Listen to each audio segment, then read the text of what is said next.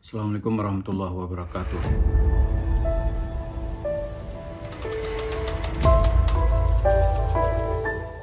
Para pemirsa, ini kita dengar dalam beberapa hari belakangan ini ada berita Yusuf Mansur mau menjual 100% sahamnya di Paytrend. Itu tujuannya untuk apa gitu? Kita lihat kalau orang menjual saham di sebuah perusahaan, pertama ya harga saham itu sedang tinggi.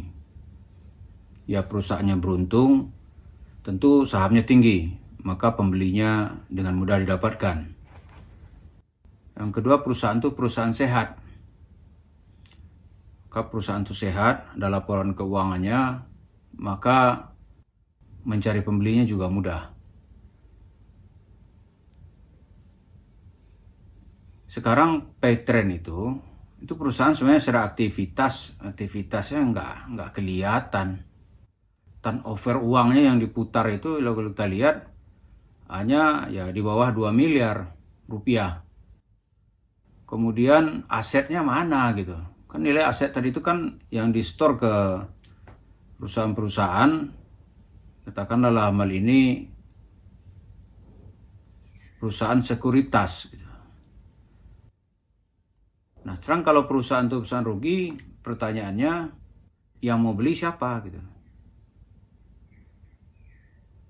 Kita ini kan nggak mau ya kalau membeli sebuah barang yang pasti rugi, nggak mau. Kembali kepada cerita pasar modal, kalau perusahaan itu lagi mau nyungsep, udah siapa yang mau beli?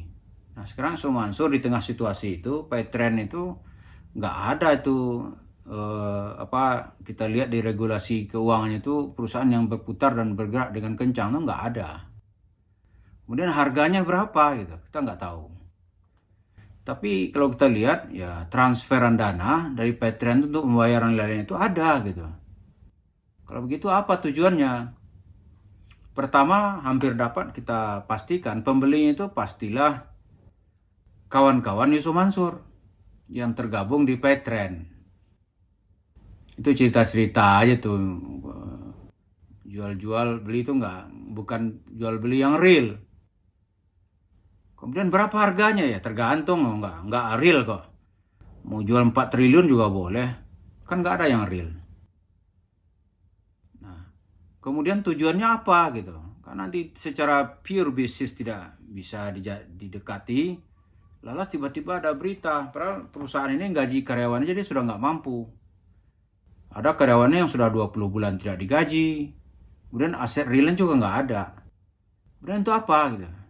Itu untuk yang disebut dengan cerita bisnis itu untuk ya cerita sekedar informasi ya. Untuk mempengaruhi atau memberitahu kepada publik bahwa Yusuf Mansur sudah keluar dari situ. Jadi nanti kalau ada katakanlah members atau nasabahnya yang akan menuntut karena uangnya nggak bisa dicairkan, Yusuf Mansur akan bilang, ini sudah nggak di situ, sama dana jual 100%, silahkan tanya kepada yang baru. Jadi dia sudah keluar dengan selamat gitu.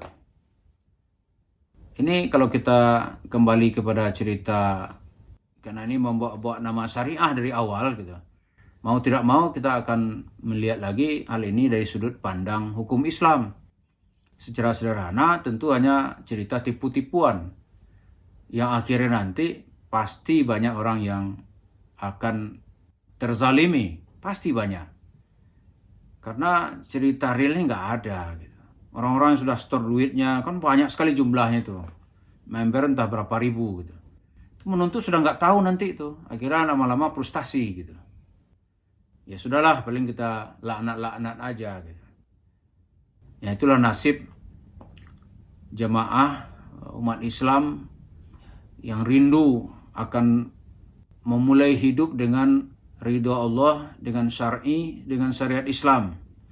Bertemu dengan orang seperti Yusuf Mansur, akhirnya cerita tadi itu dibawa ke dunia halu-halu. Begitu didekati secara real, nggak ada. Yang kaya dalam hal ini hanya Yusuf Mansur dan pengurus Trust Petren lah. Kemudian kita bertanya lagi, itu uang yang ditransfer dari situ ke banyak tempat, itu uang dari mana? Nah, inilah saya mencurigai nih. Mencurigainya itu uang yang mungkin uang pribadi Yusuf Mansur yang dia titip masuk ke rekening perusahaan itu, nanti dia keluarkan lagi. Dalam bahasa lain ya, itu yang disebut dengan salah satu bentuk ya, bagaimana praktek cuci uang di dalam manifestasinya. Seperti itu. Pengeluarannya banyak gitu. Sementara aktivitas nggak ada, kan nggak masuk akal ini. Kalau itu ada yang terzalimi nggak? Ya ada. Kemudian bagi orang-orang yang menzalimi, apa akibatnya? Ini kalau jemaah ini semua berdoa nih, ya Allah, balas orang zalim itu. Ya Allah, berikan balasan yang setimpal. Menurut cerita sejarah, orang zalim itu, dia akan mengalami 3 hal. Bisa 1 di antara 3, bisa 2 di antara 3, bisa ketiga-tiganya. Yang pertama, Allah nanti akan memberikan kemiskinan ke dia. Ya, dia akan miskin. Tak tahu bagaimana cara Allah nanti memberikan kemiskinan. Apa dia nanti bangkrut dalam usahanya, atau dicabut kenikmatan hartanya. Sehingga seleranya itu selera orang miskin. Bisa juga. Yang kedua, dia dikasih umur panjang dalam kemiskinan. Ya, umurnya panjang, hidupnya miskin. Dia akan merasa nanti bagaimana rasanya terlunta-lunta dalam umur yang panjang. Dan yang ketiga, yang akan diberikan Allah itu adalah bentuk penyiksaan kepada fisiknya yang disebut dengan fitnatul hayat. Dia akan menjalani fitnah kehidupan. Ya, bentuknya juga macam-macam. Misalnya keluarganya menipunya. Bisa juga nanti dikasih penyakit. Kedua matanya besar sebesar telur ayam misalnya. Itu bisa juga. Dan dikasih penyakit yang tidak habis-habis. Itu cara Allah nanti untuk memberikan balasan ketika hidup di dunia. Ini di dunia ini. Adapun di akhirat nanti, wallahu alam. Yang jelas dia akan mencari nanti, bapak-bapak dan pemirsa yang dirugikan, itu akan dicari nanti oleh Yusuf Mansur. Sehingga amal kebaikannya itu menjadi habis. Karena saking banyaknya orang yang dirugikan. Tapi untuk kehidupan dunia, diberi oleh Allah nanti dalam 3 hal tadi. Dia akan miskin dalam umur panjang. Yang kedua, dia akan merasakan penyakit yang tidak jelas obatnya. Gitu. Datang lagi. Dan di akhirat nanti dia akan mencari orang-orang yang dirugikan. Dengan amal kebaikan yang dia bikin ke dunia, dia cari itu, diganti gitu. Jadi mari kita menjauhi tindakan zalim.